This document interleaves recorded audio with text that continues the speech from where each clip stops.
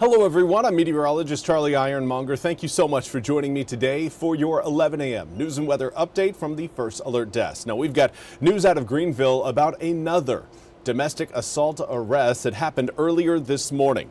According to warrants obtained by WITN, Greenville police arrested 26-year-old Zaquan Dickens around 6 a.m. this morning after he punched his wife in the face at their West Hills Drive apartment in Greenville. Dickens was given no bond due to being on pretrial release for prior offenses. Dickens' first court appearance is this afternoon. And of course, the big story across the nation, not of course just Christmas and New Year's Eve coming up around the corner, but the big Powerball drawing. The winner in Arkansas still has yet to come forward. NBC's Aaron Gilchrist has more on the big Powerball win. Call it a Christmas Eve miracle nearly 2 billion times over. Your Powerball number tonight. Good luck, everyone. Just one Powerball ticket in Arkansas holding the luckiest numbers in America, winning Wednesday's jackpot worth more than $1.8 billion. The golden ticket purchased at this gas station in Cabot, just outside Little Rock. No one ever gets lucky here. Until today. Yeah, I know. It's crazy. I'm quite curious now. Yeah, because I work in Cabot, and I've worked in Cabot for years, a long time. I know a lot of people. The winner getting a choice between a lump sum cash payout of nearly $835 million before taxes or $1.8 billion paid out over 30 years. I'm glad that somebody in this, wherever they were from, that they got that. And so I hope they will use it in a very good way.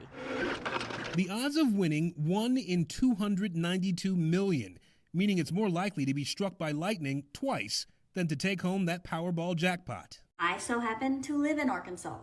Did I win the ticket? No. On social media, disappointment by those who didn't win. On Christmas Eve for $1 billion, I'm so upset. As fellow Arkansans wonder if they might know who woke up a billionaire on Christmas morning. Do you think maybe you know somebody in town? Are you starting to I don't know, but I need to start making phone calls, that's for sure. But no, I don't. There's no telling who won it. And there's no telling when we'll know exactly. Arkansas law says the winner can choose to stay anonymous for 3 years. I hope they use it in a very wise way.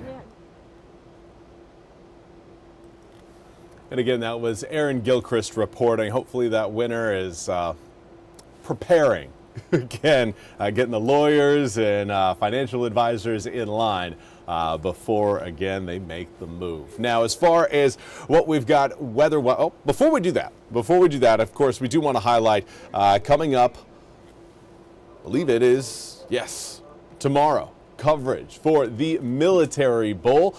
ECU is going to be taking on Pittsburgh in the Military Bowl in Annapolis, Michigan. Now, we will have pregame and postgame coverage with sports director Dugan Lloyd.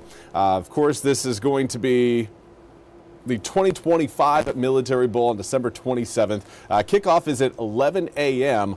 coming up tomorrow. Now, again, Dugan Lloyd will be there to cover all of the action from the Navy Marine Corps Memorial Stadium.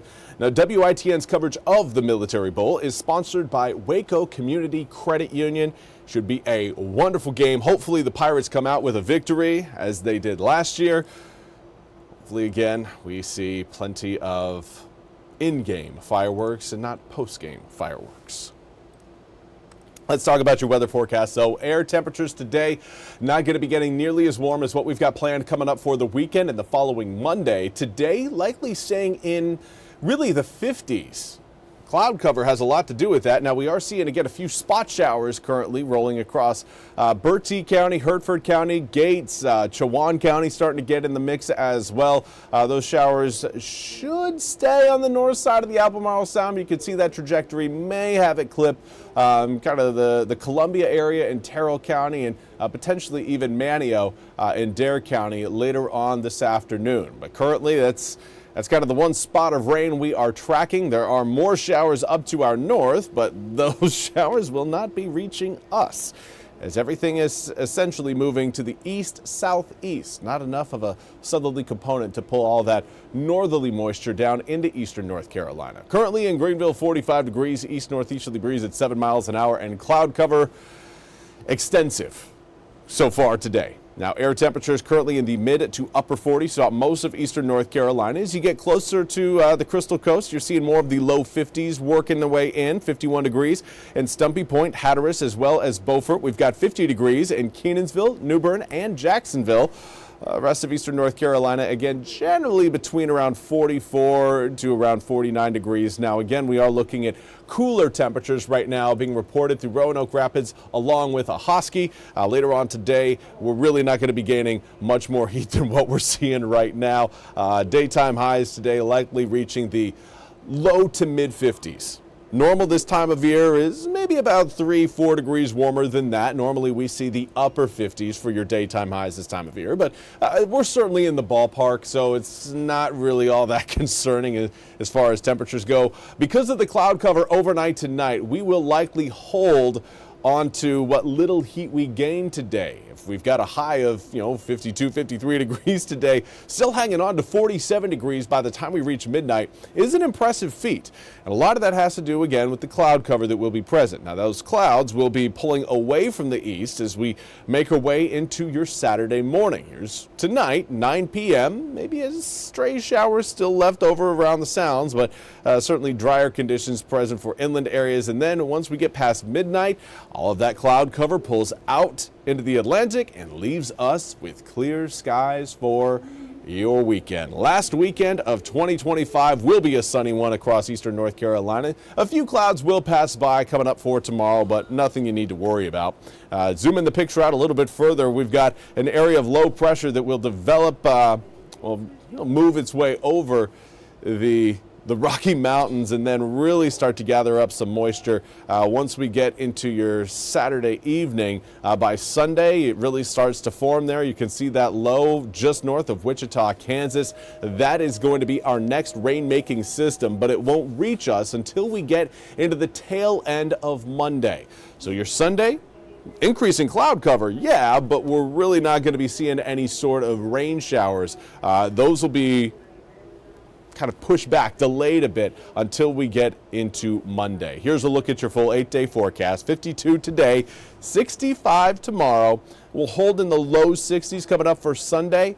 And then Monday, 71 degrees, but it comes with rain showers over your Monday afternoon to Monday evening. From there, air temperatures drop 31 degrees overnight Monday night into Tuesday morning, and then we stay chilly for the end of 2025. And I'd argue staying a little bit chilly for the start of 2026. Well, that's all we have time for today's 11 a.m. news and weather update from the First Alert Desk. I want to thank you all so much for joining me. We'll be back with more news and weather coming up at the top of the hour. Until then, have a fantastic rest of your day after Christmas.